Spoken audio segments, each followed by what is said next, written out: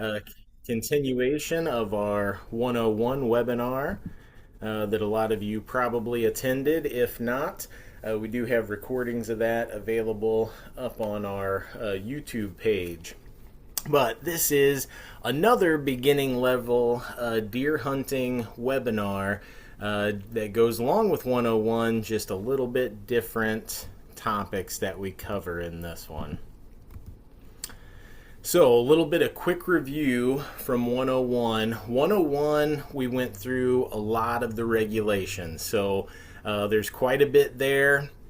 Some of it's pretty dense, but we went through all of that stuff, especially on how to find specific regulations for IDNR or public land properties that a lot of us that work at Illinois Learn to Hunt, we hunt at those, and a lot of our participants like to hunt at public land sites, so those regulations are of particular concern.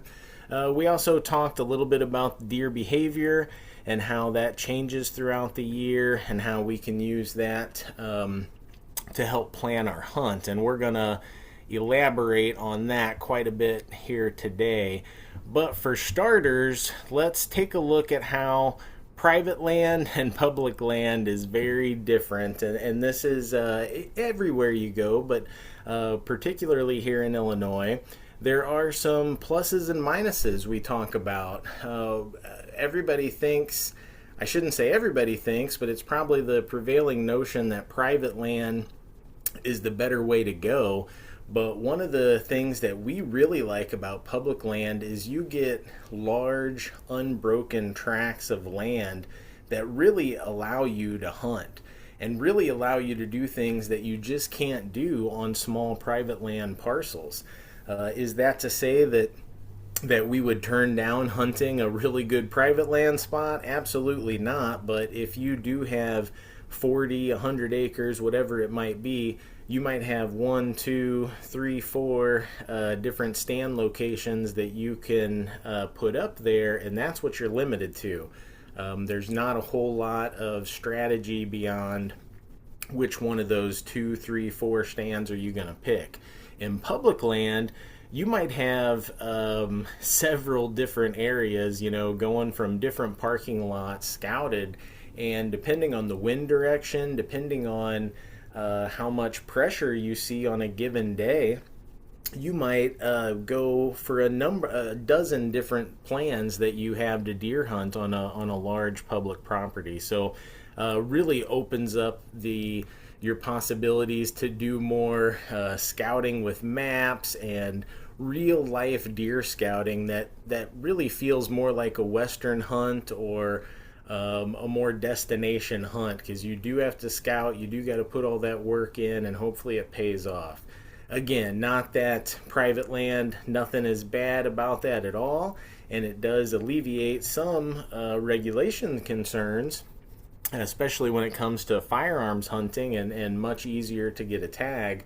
But there are some really good positives with public land too that we don't want to just gloss over.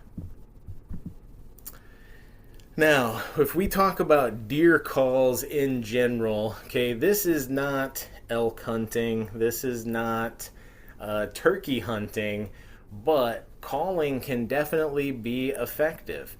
For me personally, I have really never seen it work right in front of my face, but I have had close friends and acquaintances that it has worked for enough that I do carry a call with me almost all the time.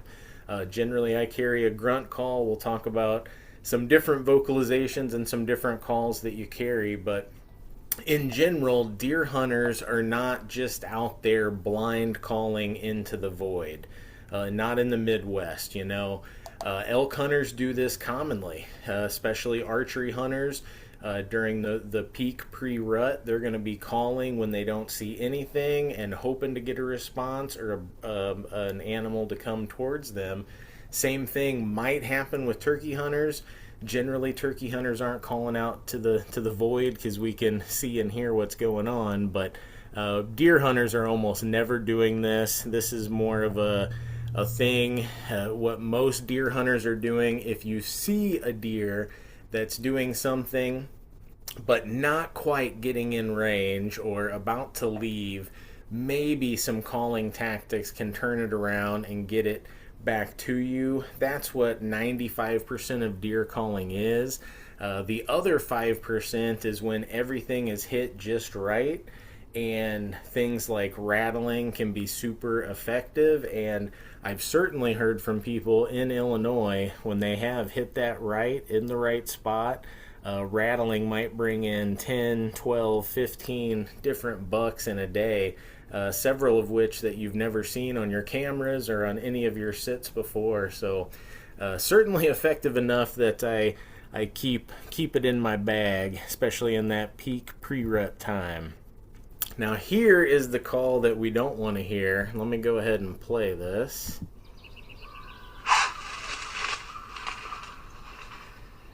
That's what we call if a deer snorts, blows at you, if you get winded, this is what happens. This is generally, I don't want to say the hunt's over, but for the next 30 minutes it might be completely over, because that is the sign when the deer has made you out for sure as a danger. Generally that's because they've smelled you, because that's their number one defense. They also, it's possible they could have seen you.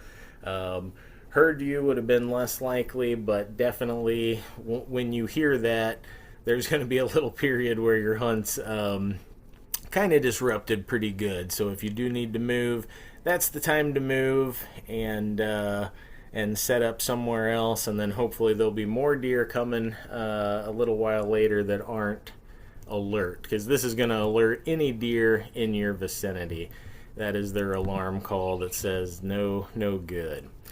Now here's some examples of a grunt call that a lot of people will carry. That one on the top has a special little section where you can also do a snort wheeze that we'll talk about. Let me go ahead and play the grunt call here. Not very much, not very loud, when compared to all the big noises we make for turkeys for such a small bird. For a big old deer, that's really not that big of a noise, but it does carry pretty well.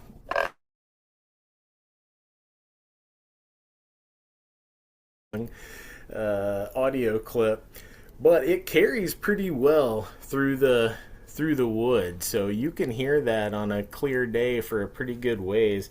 I've got my grunt call here. That was a very standard grunt. Sometimes they'll just kind of make clicks. I'll see if this will come through here.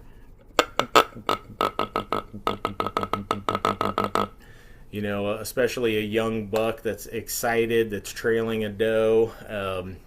You'll just kind of hear them click grunts, or like a tending grunt. Does can also grunt. Theirs is more high pitch, but that's vocalization that they will use as well. This next slide is going to be more of an estrus doe bleat. And so these cans, you just flip them over and then you cover up a hole that they have in them, and the weighted piston in there slowly comes down and it makes what sounds like a deer bleat. So much more high-pitched grunt, and this one's supposed to simulate specifically an estrus doe bleat, so a doe that's ready to breed. And these calls are not nearly used as much as grunt tubes, but this is something if you want to just play with something in the stand, hey, they're fun to play with and it's probably not going to scare anybody away. Also a good thing if a kid's coming, tell them it's the best call in the world, give it to them and let them go to town, because they're probably not going to spook any deer, and hey, not going to hurt the hunt, and if it keeps them there entertained, it's probably a win. Now here's the snort wheeze call. Now this is a call that hunters occasionally use, but most of the time we're going to advise against it, because basically this is like a challenge, a buck that's really challenging another mature buck. And so if you do this call and there's anything less than the dominant buck around you, chances are those deer are going to run and get out of dodge because they don't want to get whooped. You know, the only deer in the woods that's going to respond favorably to this is going to be the whoever thinks they're the dominant buck in that territory. It might be more than one, but it's going to be a big mature buck. Here's this call. They may come into you. And so it doesn't sound like a whole lot. Sometimes you'll hear them carry that on a little bit more. I don't have one of those calls on me, but just with my mouth kind of like, you know, they'll draw that out a little bit more, and that's your typical snort wheeze. Again, not a call that most of us are going to want to use, only very specific circumstances. If a very dominant buck is not getting in range, that could be a last-ditch effort to get him to turn around. Do not overuse it, though, especially if you're happy with a smaller buck. Now, rattling, this can work well if you have a good buck-to-doe ratio. And so this is something that really, it depends on a good buck-to-doe ratio. And so what I mean by that, if there's a whole lot of does and only a few bucks, competition is not going to be high. You know, the bucks, pretty much all the bucks that are mobile are going to get an opportunity to breed. So rattling in that scenario, not the best. If you do get in a place that has pretty much 50-50 or even more bucks than does, now that's a very favorable buck-to-doe ratio for rattling, because not all those bucks are going to get to breed, and they know that.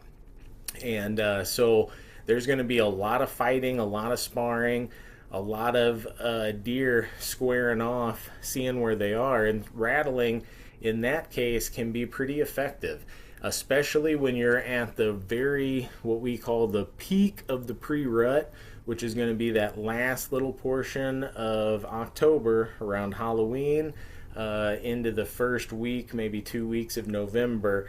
Generally, there's going to be 3-4 days in there when the bucks are running crazy. The does have not quite hit peak estrus yet, and that's the time where, hey, I bumped into Old Hunter's public land right in Illinois there, and he told me it was probably a decade ago on this particular property, but rattled in one day. I think he had 12-15 mature bucks come within range of him and his longbow. So pretty cool when it works out. It might make something that you don't forget. Here's what it sounds like.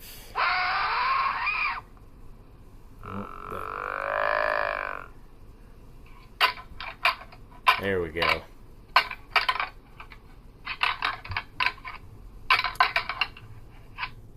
And so that is just their antlers bumping together. So you can do this a lot of different ways. You can take old antlers from deer that you've harvested in the past, or even shed antlers that you found, and just bang them together. I like to use the same side if you can. So instead of using a matching set, that tends to bang up your knuckles. But if you take two lefties and go ahead and cut off the sharp points of those tines, you can do it backwards, and then you don't bust your knuckles up nearly as bad. Also, if you're getting up in a stand, you can just tie your rattling antlers to your tow rope that you've already got there for safety purposes.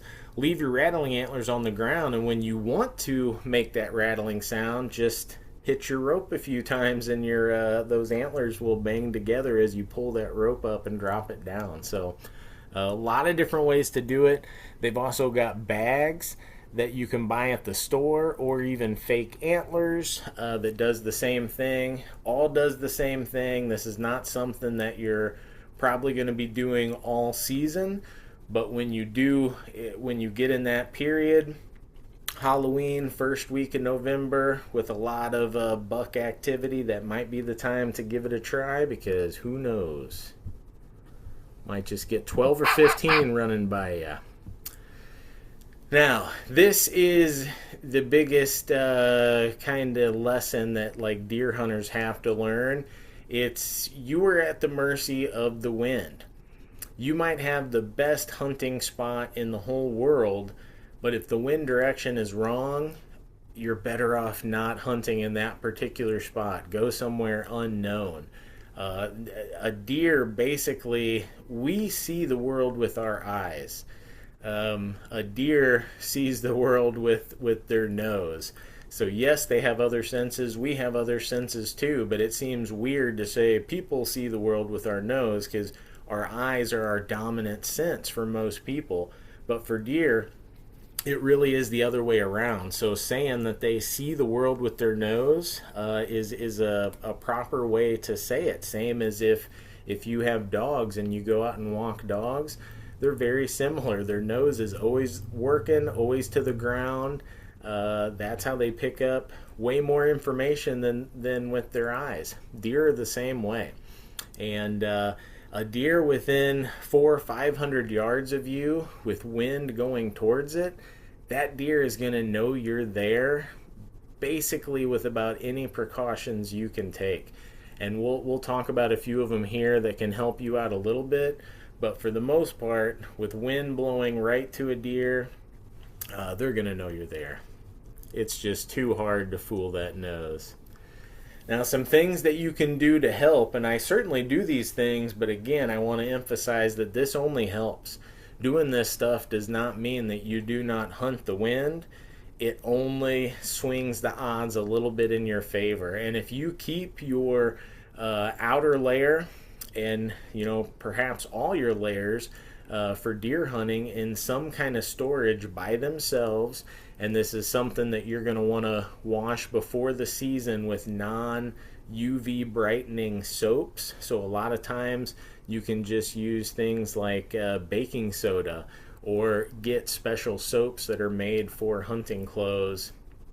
Wash them and then try not to wash them until, hopefully not until after the season, but go ahead and wash them if they get too bad. I will put them in a storage, like one of those hard cases up there, and I will, because I've got a lot of cedars around, I will break some cedar boughs off and I will just mix some cedar boughs in there with my hunting clothes. And you'll find that if you do that and you go and pull your clothes out of there a week later, a couple weeks later, they kind of all smell like cedar. So it's kind of a little bit of cover scent that is free if you got cedar trees nearby. And you can do that with anything, any natural smell that deer are going to be kind of used to that doesn't smell like you. Throw it in there. Obviously, you want it to be a smell that you're cool with because you got to smell it too, but there's commercial stuff you can buy as well. Scent wafers, scent away spray, dryer sheets. All that stuff, I'm sure it does help a little bit. I do not use a lot of the commercial stuff. I try to use natural stuff, and I try to hunt the wind. That being said, like if using that commercial stuff is going to make you have more confidence, then by all means do it. You can find it at Walmart, Bass Pro, Cabela's, any type of store like that. Farm and Fleet have this stuff this time of year because deer season is coming. Just make sure if you do wash any of your hunting clothes, don't use like normal soaps because a lot of times they have UV brighteners, which is not good. Deer do see well into the blue and into the UV spectrum. They see better than we do, so you do not want to brighten your clothes in a way that makes you stand out to them. Same with dryer sheets that might add a bunch of very loud perfumes that might smell good to people, but they smell like danger to a deer. On top of cover scents, you can use a whole lot of stuff to help eliminate your scent. Bottom line, you're never gonna eliminate it 100%. If you use all of this stuff and use scent lock clothing and use all the highest dollar gadgets you can find, are you gonna swing the odds in your favor? Absolutely, I'm sure you will. Is it worth all the time and hassle? Not really to me. So I'll just continue throwing cedar boughs in with my hunting clothes and hunting the wind. But if you like having all this stuff, I mean, you do you, you know. Now, when to use these is kind of along the same lines as calls. You know, this is not something that's going to work year round. I would really not be starting to use these right when the season opens, right in early October. But once we start getting into mid October, that's when you may start to bust some of these out. And then once we get past that first rut, so sometime around the middle of November, you'll probably want to put these away for a while because they're not going to, deer are pretty much going to be in a feed pattern until about a month later if that second rut kicks off, and then they might be a little bit responsive to scents and calling, but it's going to be at a much smaller scale than that first rut that should happen right in that mid November time frame. Now, there's a whole host of different scents and lures you can get and try. I encourage you to try the ones out there. You know, the you can either decide to try to simulate a doe who is coming into estrus and try to attract bucks to you that way, or you can try to simulate a buck that is another competitor and try to get deer coming at you that way. Which way's better? I don't know. That's it's half a dozen one way, six the other, as they say. Both ways work for different people. Do what you want and go for it. With me myself, I haven't used these a ton. Just like with calling, I haven't had them work really well. I have used them spot here and there, but I do hunt a lot of public land. And public land, it's like if you are an angler, imagine when you're fishing at a public land spot, those fish have seen a lot of the baits that are common to be thrown. Well, the deer might have smelled a lot of the scents that are common to be put out there too. So I think maybe doing something different is good on public land, but private land and with younger deer, I'm sure a lot of this stuff works really well. Remember, deer see the whole world with their nose. So if you can lay down a scent trail that helps those deer get closer to you, that swings the odds a little bit in your favor. We have a question or comment. Dean said that he read that ozone treatments break down permethrin treatments. Do you have any comments, thoughts? I've never used the ozone treatments myself, but I mean, I guess that would make sense because the permethrin, it is like an olfactory thing that sticks to your clothes, and it has to be there to work to make the ticks, basically get hot foot and fall off of you. I mean, So I could personally, I would be see more that. worried about, I'd want tick protection more than I'd be worried about my scent, if that makes sense. Like, Yeah, same here, and I do treat my hunting clothes, especially early season, with permethrin because ticks are no joke. We've got every bad disease you can think of. We've got in Illinois, whether it's alpha gal that makes you allergic to red meat, you don't want that one, or Lyme disease that can manifest in a lot of different ways. That you don't want that either. And there's about a half a dozen others that are no picnic either. So. Um, yeah, permethrin treating your hunt clothes is a great tactic that gives you pretty good tick protection, but just very have to check. limited scent for deer. And again, I'm still hunting the wind, but it doesn't put out a huge scent bomb like if you were to cover yourself in DEET. Yeah, and if you had to choose between ozone to break down the scent, like I would just, if you have to worry, like take the scent overall, like your smell, you know what I mean? If just take the permethrin if you can have it overall. And a good tip too, if you treat your pants, treat the outside, but if you flip the hem up for your pants too, treat the inside bottom part, like below the calf. I've noticed that makes a huge difference for me. So just throwing that out there in general. It's a game changer for me. So this year. I've been pretty good. I think I've only had two or three ticks that have just barely bitten me, and I've gotten them off right away. So, uh, not too bad for me. I've been way worse than that. All right, now let's talk about some different types of stands, blinds, ways to hunt deer. Ladder stand. This is one, if you have a private land spot, hey, it's great. Generally takes 2 to 3 people to put it up because it's big and clunky. Not that one strong person couldn't do it by themselves, but really 2 to 3 people is going to make this chore way easier. The hardest thing is carrying this thing to where you want it. Once you have it there, really you've got a nice, comfortable stand that you can walk to and just come up. So always safety harness. I don't even, this one, you see how it's got that railing all the way around.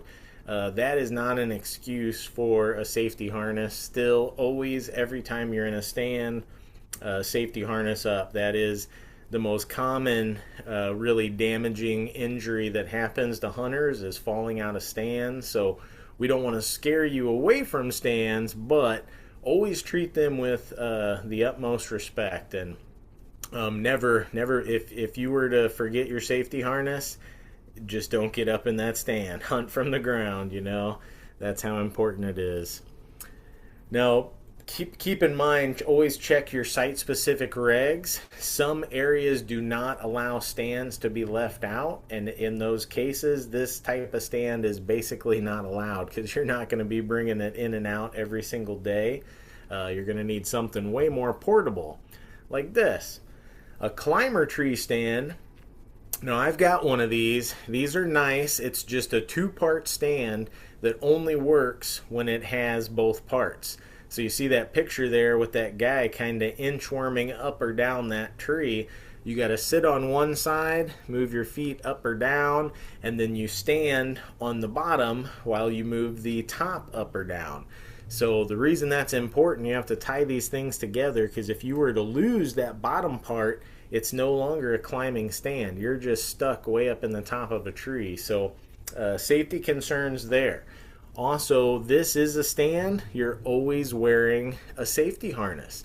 On these, a lot of times you're going to be using a safety harness that you can keep moving up above you so that you're always attached to the tree.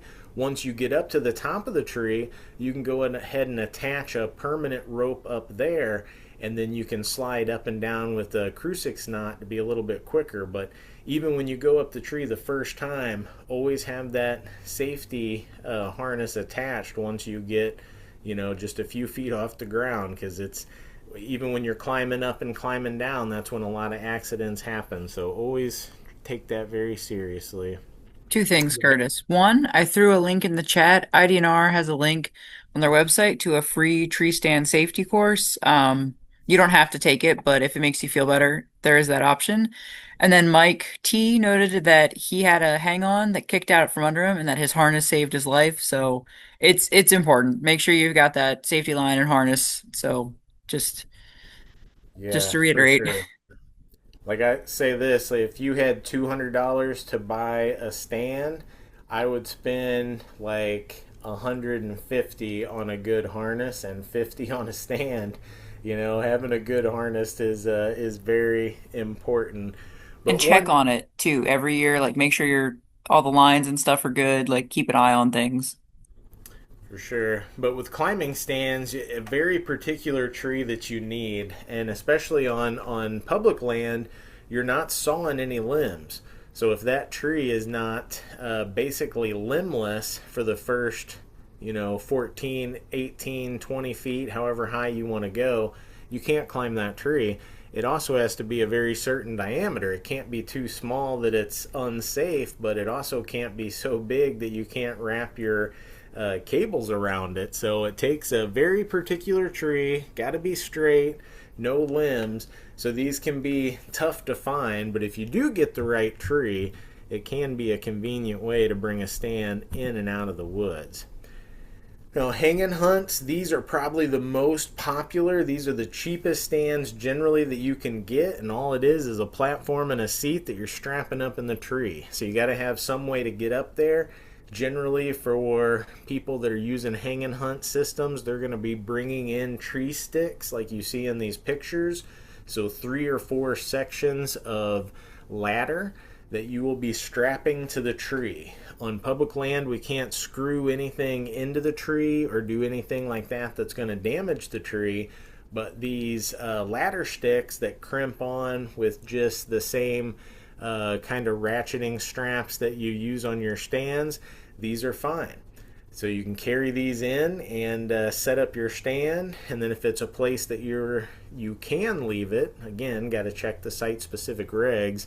If you can leave it, generally you have to put your name and your information on there clearly legible somewhere.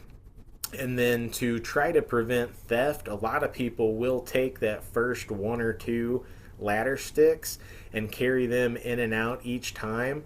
And then that way, at least if somebody finds your stand out there and if they wanted to take it, it's maybe 10 or 12 feet up there. And if they don't have a way to climb up there, they can't really get there to take it. So one of the things that I do to try to keep my stuff from getting stolen, because remember, once you leave it on public land, there's nobody there guarding it. It's I've had pretty good luck, to be honest, in Illinois, knock on wood, but again, public land, anything can happen, so keep that in mind.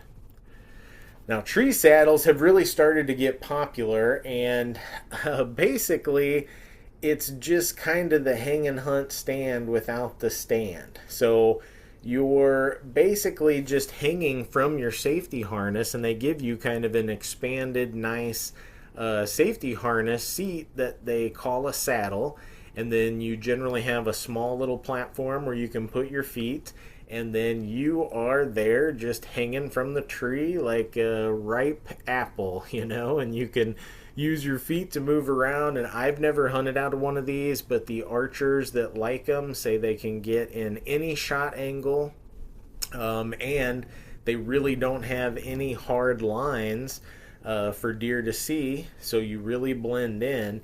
And I should mention, like, the whole reason to get up in trees in the first place is it gets you out of a deer's main line of sight where they're looking for predators. Okay, so deer are adapted to look for predators on the horizon. Their pupil is even not quite like ours, it's more elongated, like football shaped, to kind of match the horizon. And even when they put their head down to feed, their eyes rotate so they're still watching the horizon. So don't think that, oh, the deer's got its head down feeding, I can move. They're still watching the horizon. But that's why people get up in a stand, because once that deer is in range of you, once it's within 40, 50 yards, they're no longer looking that high up, because they don't have predators that come from the air, really. We don't have avian predators that take white-tailed deer here. So you can get away with quite a bit more movement up in a tree than you can from the ground. That's for sure. You got to remember, though, it does affect your shot angles. It's going to affect all that stuff, and you can get too high. There for a while, I feel like everybody wanted to get as high as possible up in the tree, and the problem is, like I said, your shot angles are wrecked. Sometimes the deer might come to the perfect spot, and just because of your angle, you almost don't have a shot at the deer. Straight down is not a good shot for archery equipment on most of these animals, so keep that in mind. But getting up a little bit can certainly let you get away with a little bit of movement, and it might disguise your scent just a little bit as well. Like we mentioned, safety, utmost concern. So we don't want to scare you away from stands, but have a good safety harness. Put as much effort into your safety harness as you do your actual stand, because, hey, it might save your life, like was mentioned. If your stand, you buy a stand, they used to come with very, very simple safety harnesses, just a very little strap that might clip to you in 3 or 4 places. I would recommend getting a much better one, getting one that kind of goes all around your pelvis, and one that basically, if you felt like you were tied to a rope and you jumped out of your stand is this going to be comfortable for a couple hours? Because that may be the case. You might be there longer than that. Whenever we go hunting, we should be telling somebody where we're going and when we expect to get back, because we don't get cell service in a lot of these places. So you could be somewhere you don't have cell service, an accident happens, you're hanging there. You may not have the ability to get free yourself. You're going to need help at this point.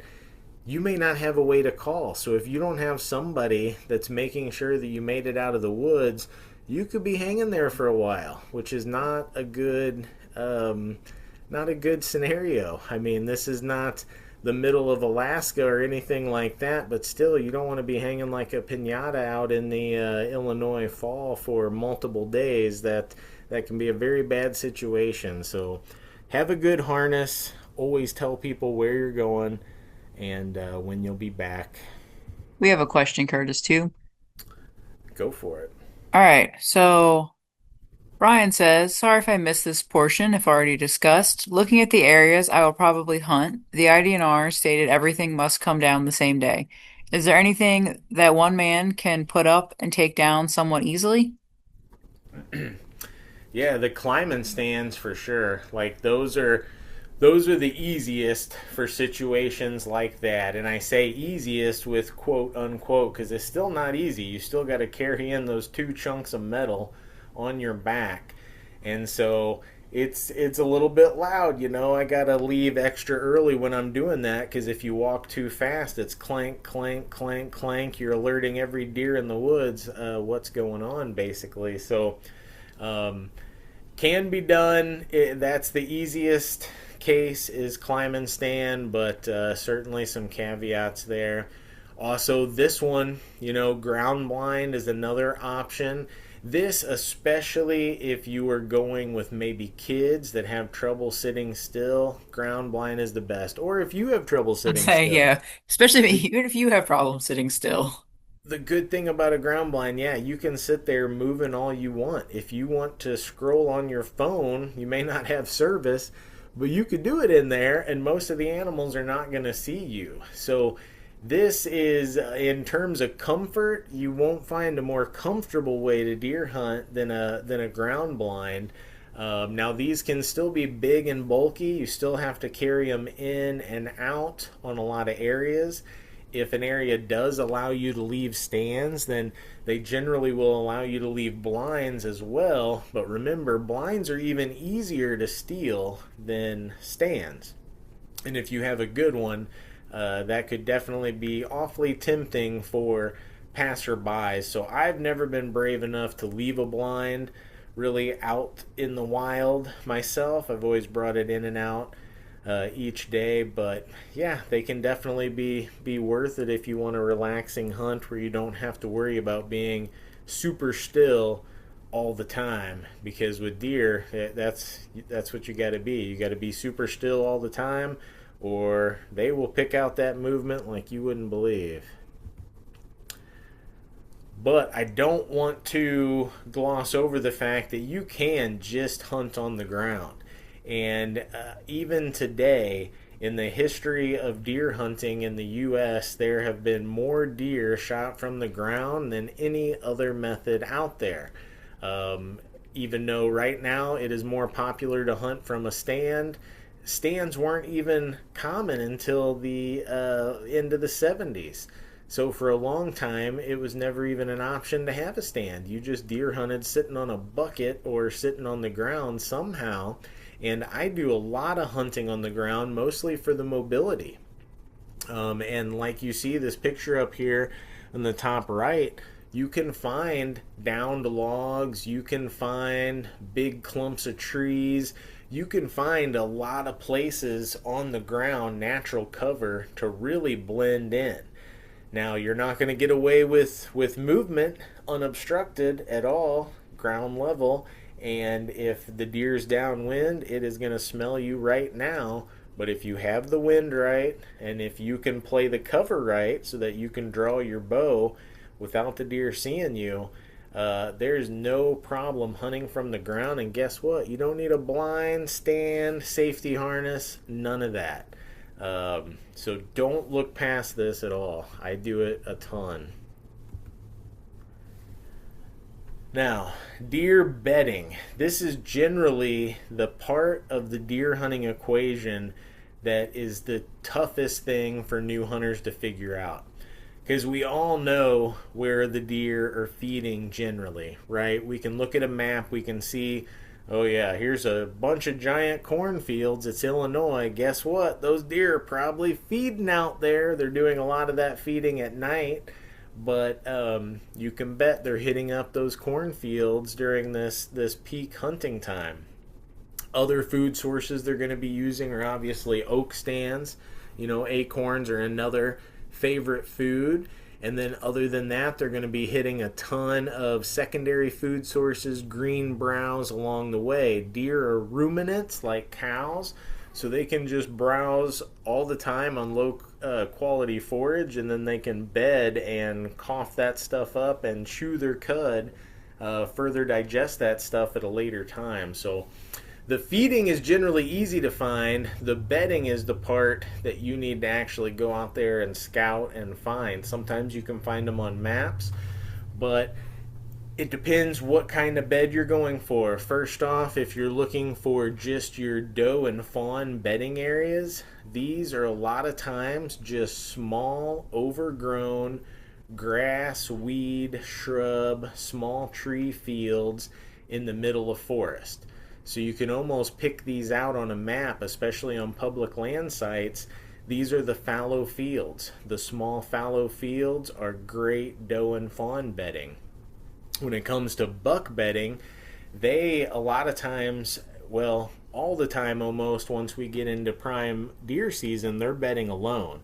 Right now they might still be in bachelor groups, but as the testosterone, as their hormones start rising, they're no longer going to tolerate those bachelor groups, and the bucks are really going to be solitary bedders, and so they're going to select their bedding locations with great care. First thing, and right now all we're thinking about is think about solar radiation, and so this can go both ways when you're hunting. If you're going out hunting and it feels hot to you, guess what? It's going to feel hot to deer also. And so deer, when they're selecting a bed for that day, do you think they're going to bed in a place on a south-facing slope in the full sun if it feels hot to you? Absolutely not. When it feels hot to you, deer are going to seek out north-facing slopes as much as possible, and they are going to be out of the sun. They are going to be finding place in the woods where they can be in the shade and they can stay nice and cool. Now, vice versa, now you're going hunting and it's cold. We just had a big cold front, and you can see your breath, and it's the first cold front of the year. Oh, it gets us so excited. Now, those does and fawns are going to be chilled. They are going to be seeking out those sunny, southern-facing slopes, and that is your great time to find your grass fields, because those are getting full sun, but they can be still on a southern facing slope, full sun. They could be a solid 10, 15, almost 20 degrees warmer for a deer bedding down in those places than it might be in the shady wood spot. So deer, just like us, they want to be comfortable, so use that temperature to your advantage in trying to figure out and where they're bedding. And always record data. If you've got a way to do that on your phone, we have Hunt Stand and Onyx. They're both, basically phone applications you can get to help you map and record data like deer sign that you see out there. Always a good idea to record all the data you see. And if you jump up a deer, don't just record that location, but record the conditions when you jump the deer at that bed, because deer tend to use the same beds under the same conditions. So if you were to jump a big buck out of a bed on October 15th and the wind was blowing from the west and it was fairly warm that day, and you're going hunting 2 weeks later and you notice, oh, we've got that exact same wind, it's coming from the west, and it's kind of that same, it's kind of warm, there's a good chance he might be using that same exact bed again. So that's kind of how we can help turn this chess game, which seems like randomly picking select places in the woods. Once you start to put this stuff together, it's not so random. You really can edge it in your favor. And here's another thing that we have to think about is thermals.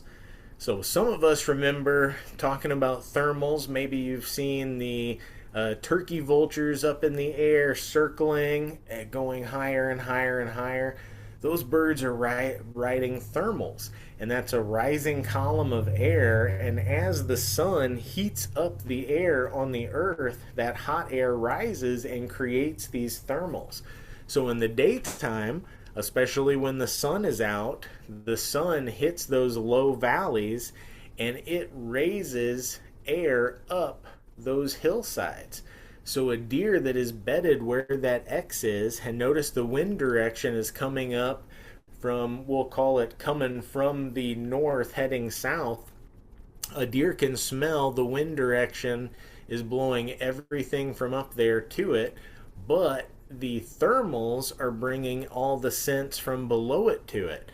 So now with its nose, it can not only monitor one direction, but it's basically got almost 360 degrees of olfactory cues coming to it in that location.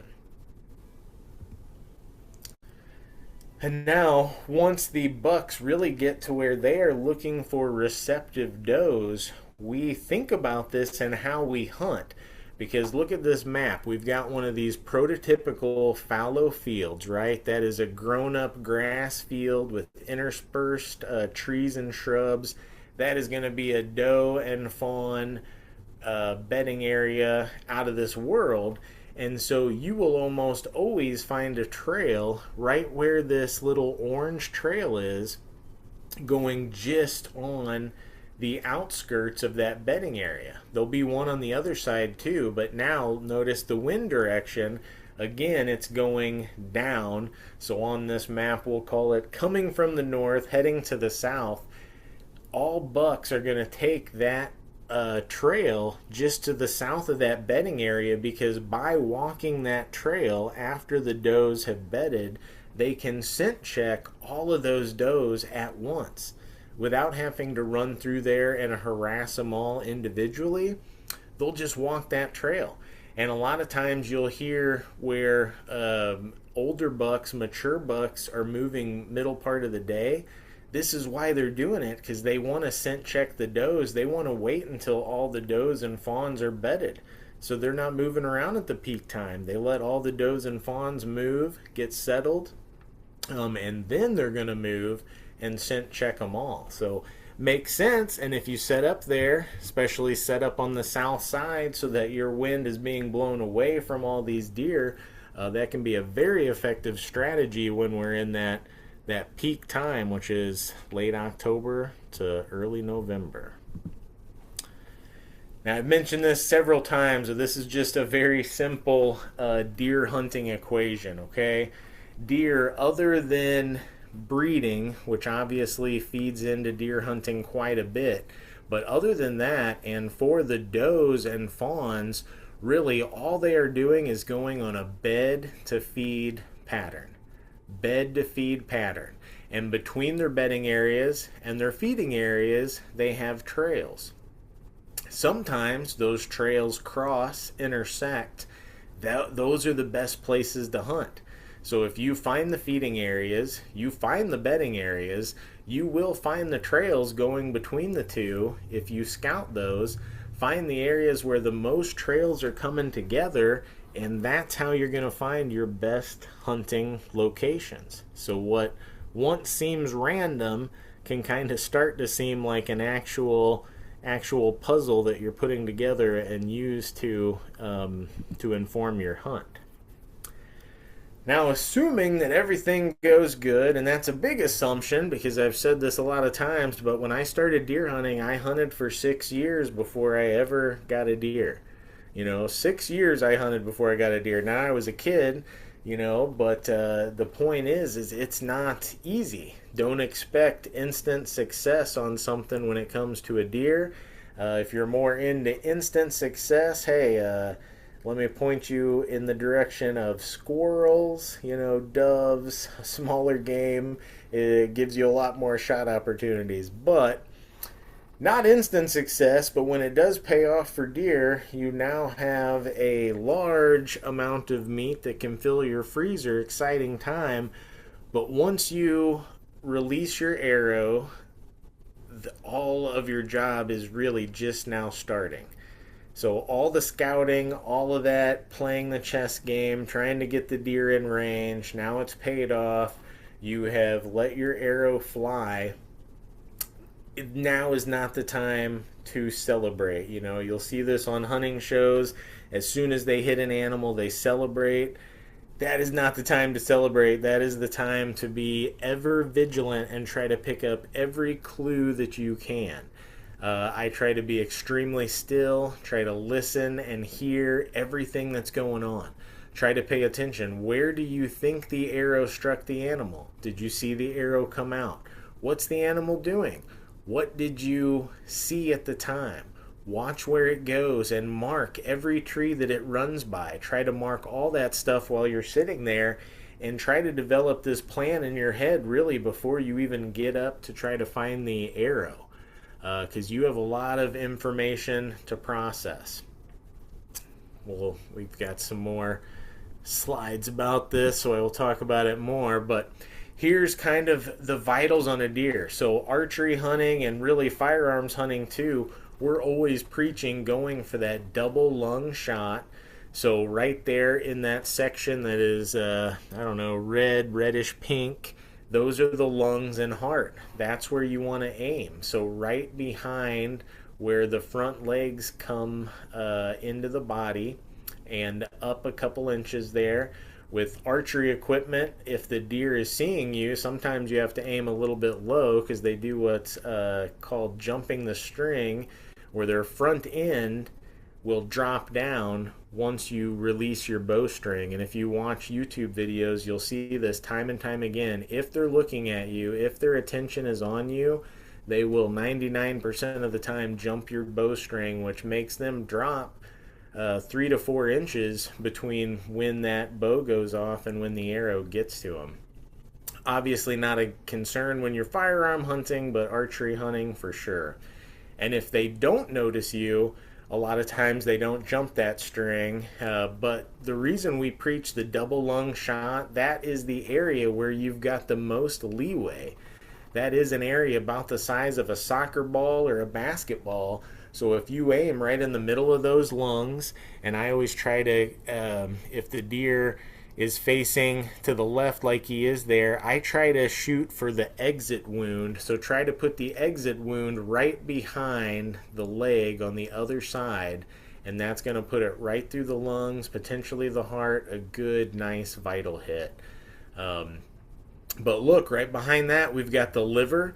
The liver is also a fatal shot. It just might take a little bit longer before you go to look for that deer. And then behind that, we've got paunch and guts, which is what you do not want to hit.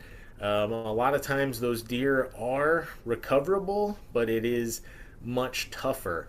And what you'll see is if you hit a deer too far back in the guts or the haunch, instead of them doing the very typical mule kick where the back legs both pop up in the air and you hear what sounds like shooting through a soccer ball, because really all the lungs are have hydrostatic pressure, and if you hit them with your arrow, you kind of hear like a like almost an air coming out, like if you were to shoot a soccer ball. Back in the guts, you won't see any of that. They won't do that mule kick, and a lot of times they'll just kind of slump off, tail down, moving slow. That could be a sign of a poor shot. We do have a question, Curtis. Yeah, go for it. Is jumping the string a thing with a crossbow as well? Way less so, but it is because it's there is a little bit of difference between speed, obviously, but that's not the biggest factor. The biggest factor is the vertical bow you have to draw, and generally that's when the deer see you and when they key in on you. So, because a crossbow you don't have to draw, way more often when you pull the trigger, the deer does not know you're there. That being said, if the deer is on you, they still can see and hear that, and their brain processes information at least 4 times quicker than human brains. So they can react 4 times faster, which is enough time, even with the fastest crossbows, to jump the string a little bit. It might be if they could move 3 to 4 inches with a vertical bow at 25 yards, that might be reduced to like 2.5 inches with a crossbow at 20 yards, but it definitely is still there. So good question. All right, so I like to think as soon as you let your bow go, or pull the trigger on your release, or pull the trigger on your crossbow, you become a CSI investigator. Take notes on your phone if you have to, or on a notepad, whatever you got to do, but try to gather as much information as possible before you go out walking. Once you find the arrow, hopefully you find the arrow, that's going to be your first clue, because that's going to tell you, was it a pass through? Did the animal carry the arrow around for a while? Or if you get that very bottom one, if you do find the arrow and your arrow is completely clean, especially when it's got nice white wraps on it like that one does. I love the white wraps and the white fletching, because they tell you everything at a glance. A clean miss, which obviously that's not your ideal scenario, but a clean miss is way better than a poor hit. So I will take that arrow way over a lot of different arrows, but hopefully it works out and you get one of those top two, which are good hits. The top, you see a bunch of bubbles in there. That's a good double lung hit right there. Good foamy blood. You could probably start trailing this deer right away. I generally like to give them at least 30 minutes to an hour to let all of that go down. And I've generally got to collect my things and, go through my checklist of what went on and all that stuff anyway. So I generally wait a little bit, even with that perfect shot, even when I see the deer go down. But that's your best case scenario. Right below that, a liver hit is going to be much darker blood. We don't have the bubbles now. This is still a fatal hit, but now you're going to want to wait 3 to 4 hours before you start going after that deer. And that's hoping that it beds down. The first time it gets tired, it beds down, and then it doesn't leave that bed, so you have further to go to find it. The problem, if you go too early, you might jump that deer up when it's still got enough energy to go another several hundred yards, and now you've got further to go. You chance chasing it off the property, and you cannot trespass even chasing a wounded deer. Even though the law says you have to make every effort to retrieve wounded game, that does not give you the ability to trespass. So that's why it's better to wait, let them pile up hopefully quick and expire as quick as possible in their first bed. Now, this third arrow is, that's when you're basically thinking at this point, do you think I should get some dogs in here? Because these deer are going to be hard to recover.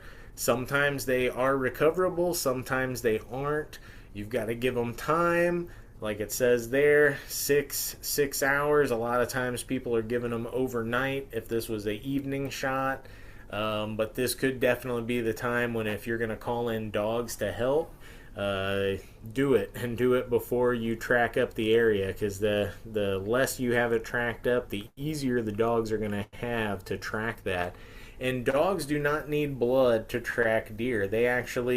They can track it by a stress hormone that comes out of their feet when they run. So even if there's 10 deer in front of you, they can follow just the one that you shot, even if there's not a drop of blood, by the stress hormone that comes out of their feet.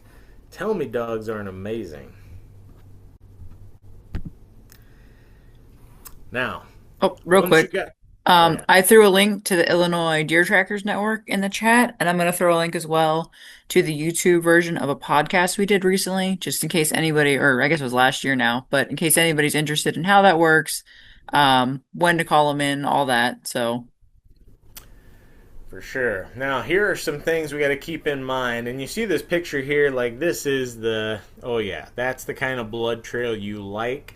I mean, the kind of blood trail that you can follow at a steady gait. And hey, look up there. If you look up just left to the center, I see what looks like the deer sitting right there. That's typical. If you get a good shot with archery equipment, a lot of times the deer is going 100 yards or less. And just like with the firearm equipment, it works out like that a lot of times. Not going to say all the time because obviously it doesn't work out like that all the time, but it definitely can. So that's the best case scenario. But some things to keep in mind: how hot is it? Anytime it's above 40 degrees, that's when we can rapidly get meat spoilage. So that does have to factor into your kind of concern with how long are you waiting this deer, or how long are you letting this deer wait until you track it. Well, if you're hunting when it's really hot, you may not have the leisure to wait quite as long as you want because you're worried about meat spoilage. Also, and this is just, we've got a high population of coyotes right now. We've probably got, coyotes as dense across Illinois today as we have at pretty much any point in Illinois history. So a lot of places are going to have heavy coyote activity, and you got to think about that too. If you let a deer sit overnight and you go to recover that deer in the morning, you may be sharing some of that with the coyotes, and it may be quite a bit more than you're willing to share. I've definitely heard stories of people coming just after one night, and you might only have the head and the spinal column left and a few bones to make some kind of soup, but that is possible. So keep that in mind. Predators, there's other predators than us out there, and it's finders keepers for them. So what do you do if you're following a blood trail and it all of a sudden ends? Well, that's the time where you've got two options. One, you can either begin a grid search on foot, get all the friends you have, and go for it, or bring in the dogs. Like Lauren said, she put that link there, Illinois Dog Trackers Network. You can find a dog to come out and help you. It's probably going to cost you in the neighborhood of $100, $200. Some of these folks charge, and some of them operate just on tips. But if you get somebody to come out at night and try to track a deer for you, that's pretty much worth at least $100 to $200. So got to make sure and pay the folks appropriately if you're and we willing to. did we did mention this a little bit last night, but legally you have to make a reasonable effort to recover that deer under the wanton waste laws. So, it's going to be a lot easier and save you a lot of time to bring in that dog versus trying to recruit all your friends and family and just go for the dog if you can. Right, yes, but for clarity, like legally, you don't have to get the dog team, but legally, you Correct. do have to Correct. make the reasonable effort. So, grid search or the dogs, if your blood trail ends, is gonna be part of that reasonable effort, and that's a discretionary thing. But Yeah, do most it do what hunters are works for you. gonna. It's just it's a very good option to think about. For sure. So here's a example of the grid pattern. Let's say you lost blood at where that X is, and this helps obviously if you have some type of mapping tool that you can use, like HuntStand, OnX, something like that. But then at that point, you're going to want to just fan out all the people that you have searching and try to cover as much territory as possible, looking for either blood, other sign, or trying to find the actual deer. And sometimes deer that are injured are going to be drawn to water. Sometimes it's going to be heavy cover that they're going to be drawn to. But you can definitely use that knowledge um, to your advantage as well when trying to search for these deer. And then if it does go multiple days, hopefully it doesn't go that long, but use the birds. Birds are going to find the deer before you. If there's still turkey vultures around, if not, it's going to be crows and other things like that. But the birds will find them a lot of times before we do. So if you've been looking for a deer for 2 days and all of a sudden you see a big activity of crows, go check out what they're doing. And here's some information about the dog trackers. We've already talked about this quite a bit, but if you do make a shot and you're pretty sure you hit stomach, guts, and you know you're going to call in the dogs, you may want to call them right away before you do hardly any tracking at all. I mean, obviously, you'll want to go try to find your arrow and find out what information you can at the site of the shot, because the dog tracker is going to want all that information before they come out that you can give to them. But best bet is not to go up there and track it all up, because the dogs they are really good at finding that scent, and they will find where that deer went, and so you'll get at least an ending to your story. And maybe it is that the deer is unrecoverable, which maybe means that it is a hit that it lived through, or maybe that means that it just went beyond your property where you can no longer go for it. But at least dogs are going to resolve that, doing as much as you can to recover your game for you, as much as 3 or 4 of your friends can over several hours for sure. And Lauren put the link for that there, so I'll go on from that. But they do have training and everything worked into their club. So a lot of these trackers, when you find them, they aren't just random people. They're people that have been doing this quite a bit. Most of them are basically experts in what to do after archery shots for deer. So good resource for sure. Now, a lot of hunters are going to want some type of field dressing kit. Now, you don't need this whole kit. You could do the whole thing, and I have done it for many, many years with just one good fixed blade knife. But all these tools definitely make it easier, and having at least 2 different blades is a excellent idea, because you want to keep any blade that's contaminated with hair away from any knife that you use strictly for meat. That's for 2 different reasons. You don't want to contaminate any of the oils or scents that are on the hair into the meat. Also, what dulls your knife is going to be hair, bone. Meat doesn't dull your knife. So if you're only cutting meat, you can cut almost all day and your knife's going to stay sharp. It's only the hair and bone and hitting cutting boards and things like that that's going to dull your knife down. So having a whole set like this is great. Little saw to bust through the pelvis, having some gloves to keep your hands nice and clean, and a little spreader bar. I've always just used sticks that I found in the woods to kind of hold the cavity open, but that's good to help that heat escape. I always put several sticks into that chest cavity to hold it open, and I put a fan on my deer too to just help with airflow. Now, we have a video of this that's much better. Maybe we can get Lauren to put the link in the chat and send that out to everybody as well. The video is much better It's than in these there. pictures. But these pictures, this is how you field dress a deer. So this is the one thing after you recover your deer. Make sure that you tag it first. That's the very first thing you need to do, is tag it. And then this is generally the second thing people do, is field dress. So the only parts of a deer that we can leave out on public land are the innards, the guts. So this part, you can take all the guts, all the innards out, reduce the weight of that carcass significantly, but more importantly than that, all those guts are holding the heat and a source of bacteria. So getting them out of the deer as quickly as possible helps that food to cool down. It also gets all that source of contamination away from the meat, because a lot of us are hunting for this meat. We want the best quality of meat possible. Get these guts out as quickly as possible.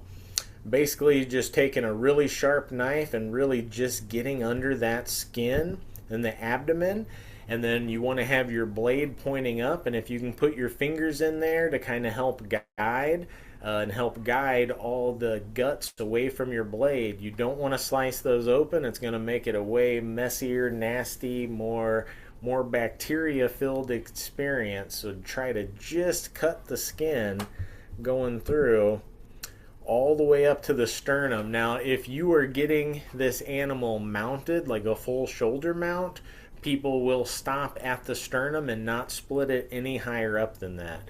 If you're not getting the deer mounted, then go ahead and split the sternum. You can cut right through it, straight up that, and go all the way up to the end of the neck. Split the whole thing open if you're not going to get it mounted.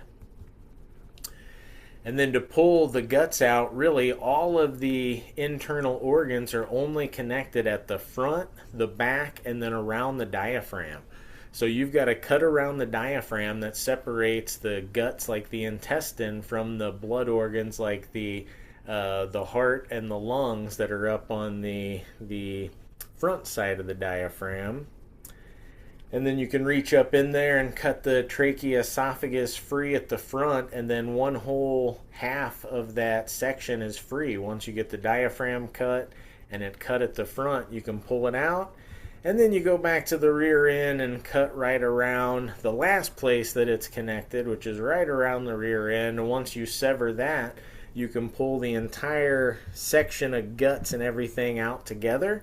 And then you can leave that in on public land, but keep in mind that like other people might be there too, so we generally try not to leave this on trails or anywhere where people are gonna happen to be on it. Now your animals, your predators, and your all of your crawling animals are gonna feed this or eat this stuff up pretty quick, so it's not gonna be out there for that long. But still, try to do it off the trail. Just be courteous of other people that don't want to see that. And I always like to bring some bags because I'm at least taking the liver and the heart. The heart is one of my favorite parts of deer. It's usually the first part that we eat of deer is the deer heart. It's almost like roast beef, really, really good. And then the liver, even if you're not a big fan of liver, you can cook that up for your dogs. It's like vitamins for your dogs that you would otherwise be spending quite a bit of money for. Or, if not even that, fishing bait. Makes awesome fishing bait as well, or trapping bait. So a lot of different things you can do with the liver, the heart, potentially the kidneys as well. But some of those innards you can take. Some people like to grab the caul fat, which is the network of fat that surrounds the guts, and use that fat to self-marinate their meat. You know, you can wrap meatballs or roast in that caul fat, and it can help marinate the meat with some fat as it cooks, because deer venison does not have intramuscular fat, so stuff like that is a huge help. Makes them a little easier to pull out. I've seen the percentage of weight that comes out when you field dress it. I can't remember exactly what it is, but I think it's somewhere around 36 to 40% of the deer's weight you can leave in the woods, which helps out if you're pulling that deer out. Deer cart like Dan's got here, that's a big help too. Or a sled. Even a sled is a big help. Now, hanging your deer. Why would you hang your deer?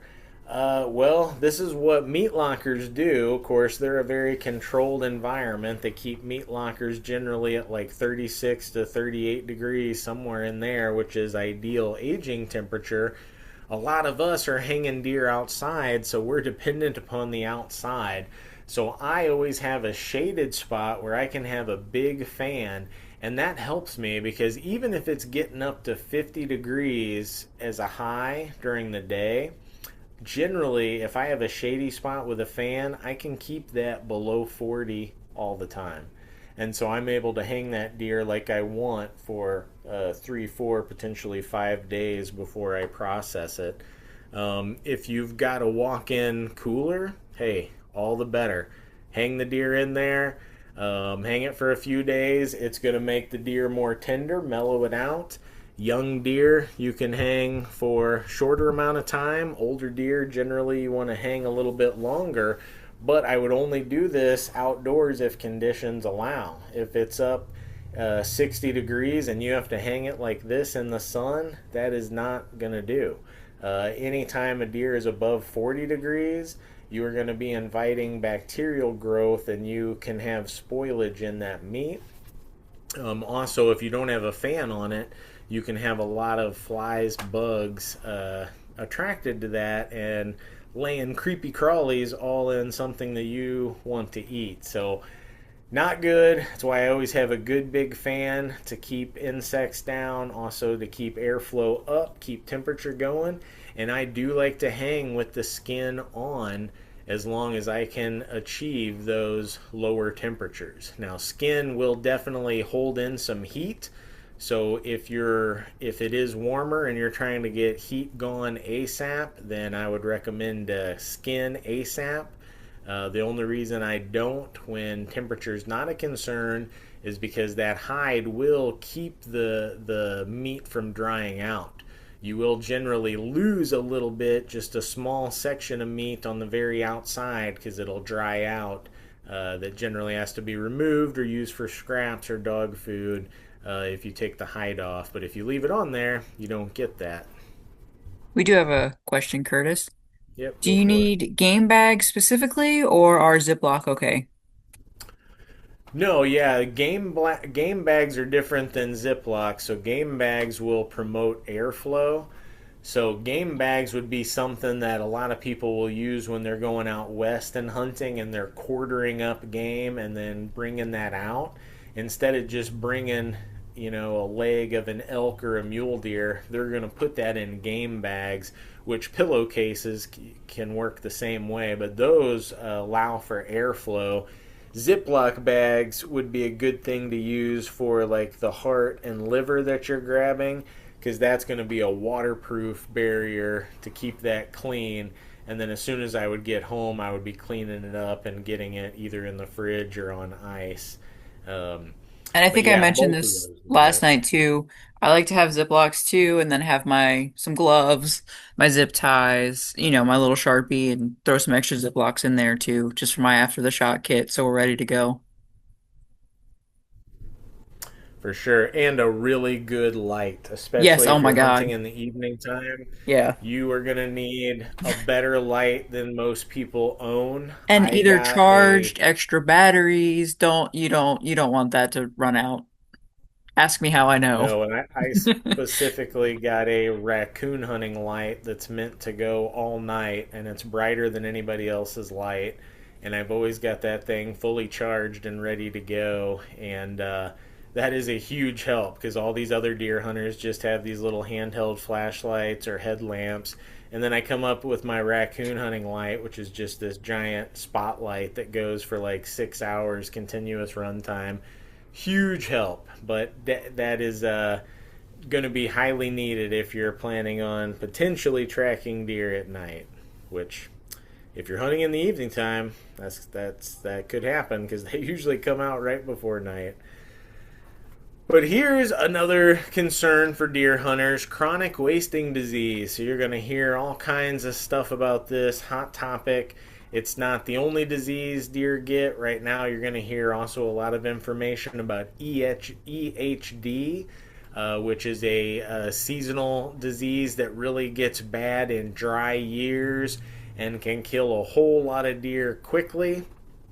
So we're not going to talk too much about EHD in this webinar right now, but just know that is something the IDNR is watching.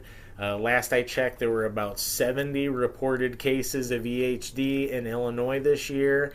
There were hundreds and hundreds of cases last year. Last year was actually a pretty bad year, so we're hoping it's not going to be as bad as last year, but as we know, some portions of Illinois are pretty dang dry this year, and so that could shape up to be a bad year. We will find out more as more and more people get in the woods to report these deer here as we go along. But enough about EHD. Back to CWD, chronic wasting disease. There are some portions in Illinois where this is fairly common, and some portions where it is not found, at least not yet.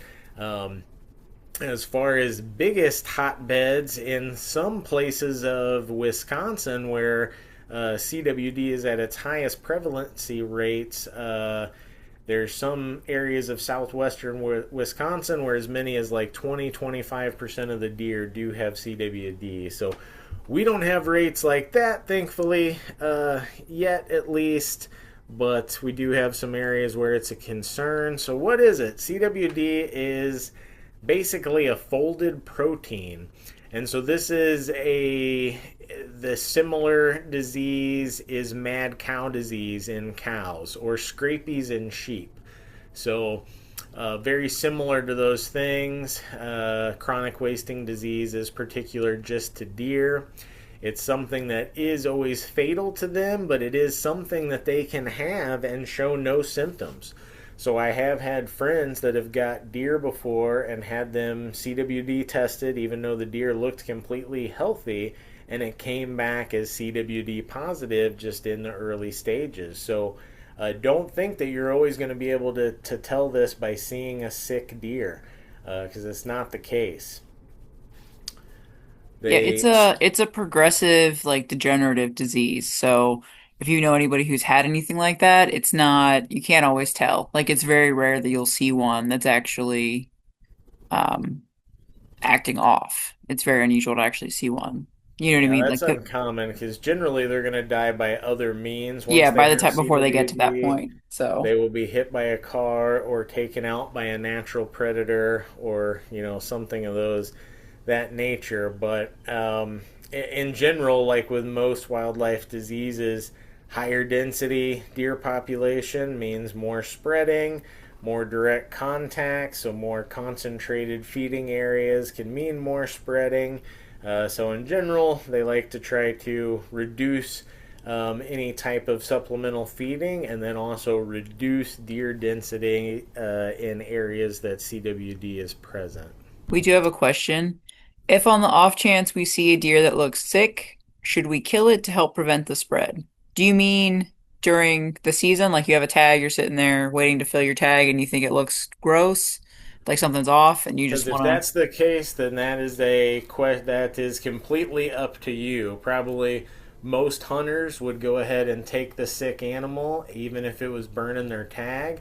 But what I will tell you is, if you call the IDNR and you explain the situation to them, a lot of times if you do have a sick deer, they will give you a replacement tag to replace the one that you used on the animal. So I don't want to say that's 100% gonna take into effect, but a lot of times it will.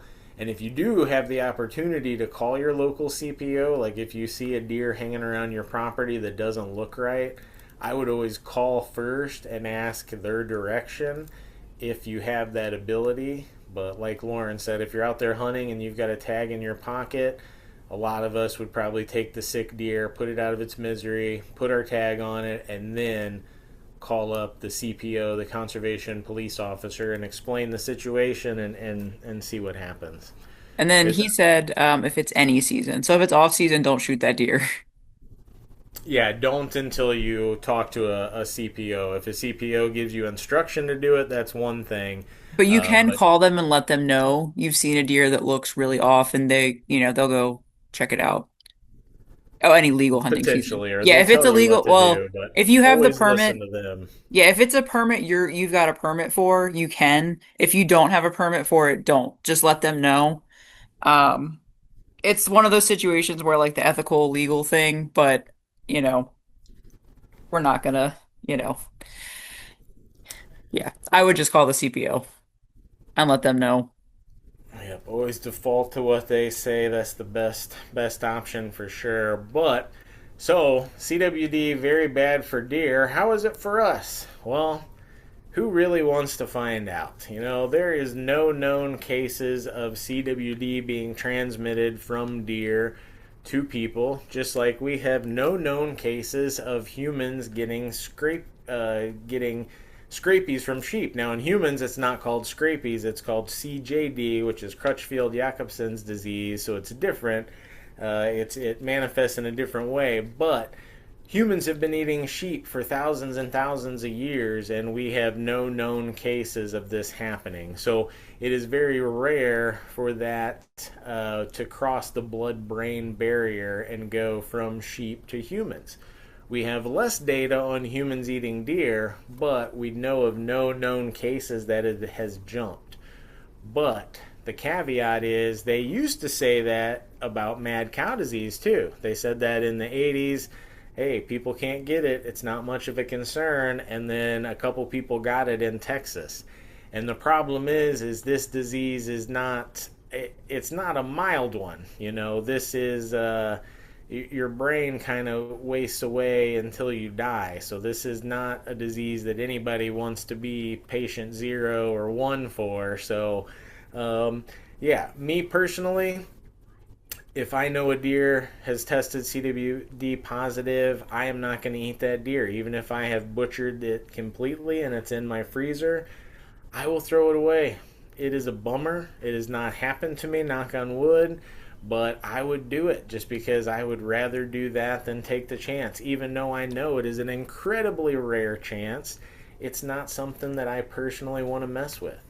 Because For again, you, it's you progressive make and that degenerative, and if you get it, if it does take hold in a human, it's yeah, you're not going to be able to pull it you back. make that choice on your own self. Obviously, the everything that you read is going to recommend you not to eat CWD positive meat. So they will recommend that.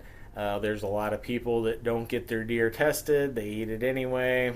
There's no law that says one way or the other way, but there are areas of Illinois that if you do harvest a deer, testing is required. In other places, it's not required, it's optional. But if you are in an area with CWD around and that is a concern for you, I would definitely encourage you to always drop off those heads for testing. And I would wait to eat any of the animal until I get those results back. Again, that's me personally. You do what you want. Here's some info on the mandatory check stations. Some of them are mandatory. You got to check every deer, especially for firearm season here in those counties that are mentioned. You are definitely going to be testing your deer. You got to. And you can learn more about this on our website. We've got some information about that and some info about the check stations and all that on along with all of our hunter resources on our new and improved web page. We have another CWD question, Curtis. Shoot. What about consuming a deer that was never tested for CWD or tested to inconclusive results? Ah, well, yeah, that's up to you, I guess. I haven't heard of one that got tested to inconclusive results, but I guess, yeah, that might happen occasionally. I mean, it's got to, right? So, yeah, that one's a tougher one that's up to you. Personally, I've shot a lot of deer in areas that don't have a record of CWD in the past, and I have not worried about getting those tested. I'm not so worried about it that even if I get a deer in a place that's never had a positive, I'm going to go find a testing. Now, if I have a convenient testing location to go to, absolutely, but I'm not going to drive several hours to get a deer tested that comes from a place that doesn't have CWD. Again, that's my my personal choice, just Yeah, from you knowing gotta kind of do what works for you, you know. everything that goes into it. But yeah, that's an ethical choice that you'll have to address. And if you take your deer to a processor, that's another thing. You know, some processors will guarantee that you get all your deer back, even in ground. A lot of them don't. And so, even if your deer came back as negative, if you go to a process and get sticks made or anything with ground venison, you may be getting multiple deer really mixed together. You don't know what you're getting back. So, again, I don't want to turn you away from processors, and there are some that will guarantee that you get your deer back, but everybody's got a different level of where they feel comfortable with that. So, keep that in mind. So we have another one. What if you have an antler deer that you want to keep for a Euro mount? How do you get the head back? I'm assuming for a CWD test, like after that. Yeah, and so two different ways. So they all they're actually testing is the lymph nodes that's at the base of the jaw. So one thing is that you can work with a biologist or somebody to help you pull out those lymph nodes so that you don't have to give over the whole head. You just give over the lymph nodes. or you can request that that head comes back to you. And I haven't done this in Illinois yet. I've only done it in Wisconsin, but I'm pretty sure it works the same way where you can indicate that you want that head back, and then they will contact you, and you can pick it up after they pick up the or they take their samples. So I don't want to say 100% in Illinois because I've only done it in Wisconsin, but I think it works the same way here. At the very least, I know you can pull out those lymph nodes and not turn over the skull if that was something you're wanting. You would just have to work with them to get that all cleared.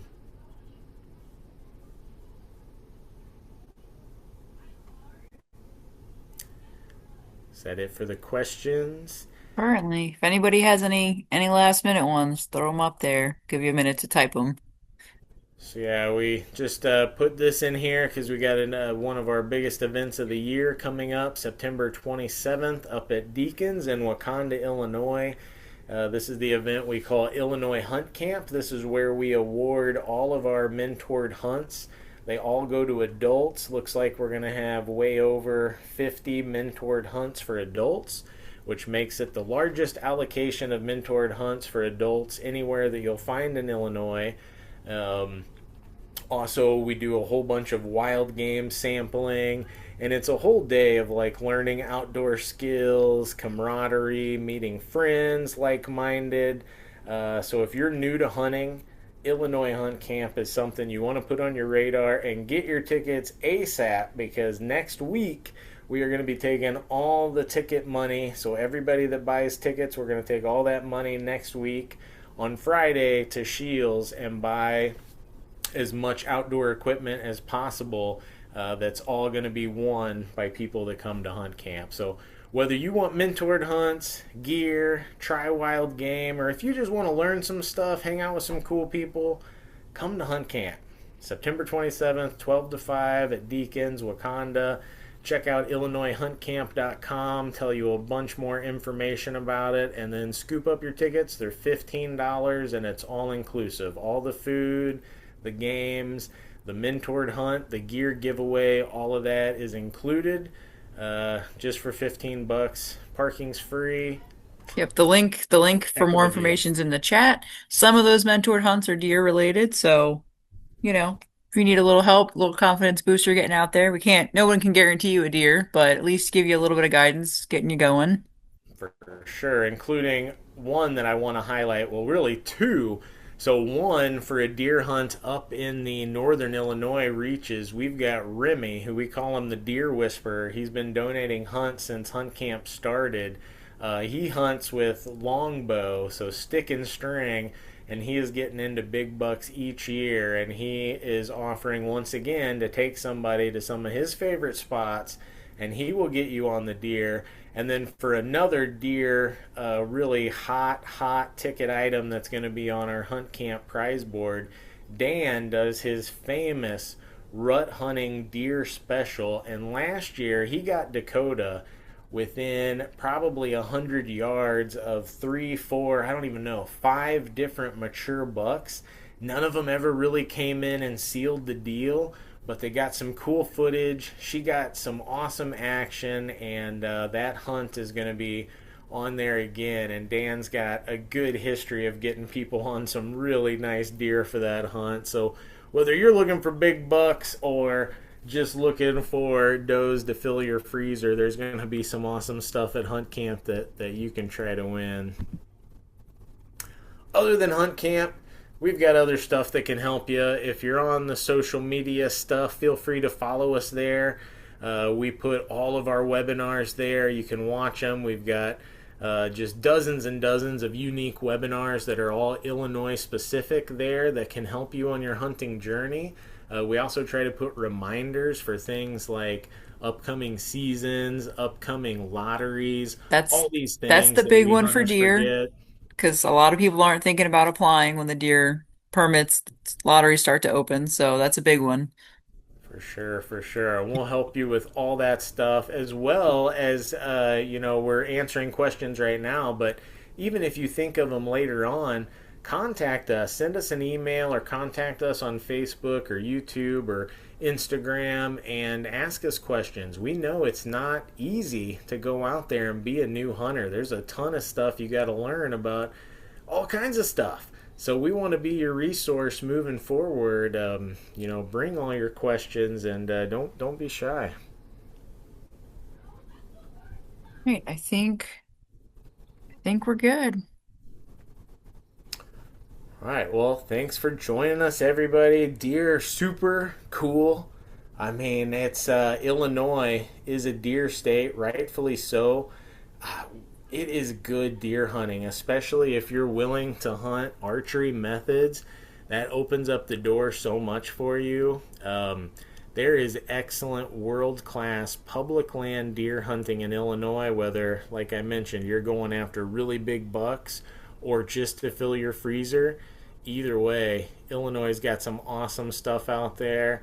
And deer are one of the coolest critters out there. It's a mammal with headgear. What's not to love? There's only four types of headgear with mammals, so we'll go over them real quick just while we're finishing up here. We've got the cervids, like deer, moose, elk. They have antlers. Then we have the bovids, which are our cows, rams, sheep, stuff like that. They have horns. Then the other unique one is giraffes and okapis. They have ossicones. That's another form of headgear. And then the last one is pronghorns.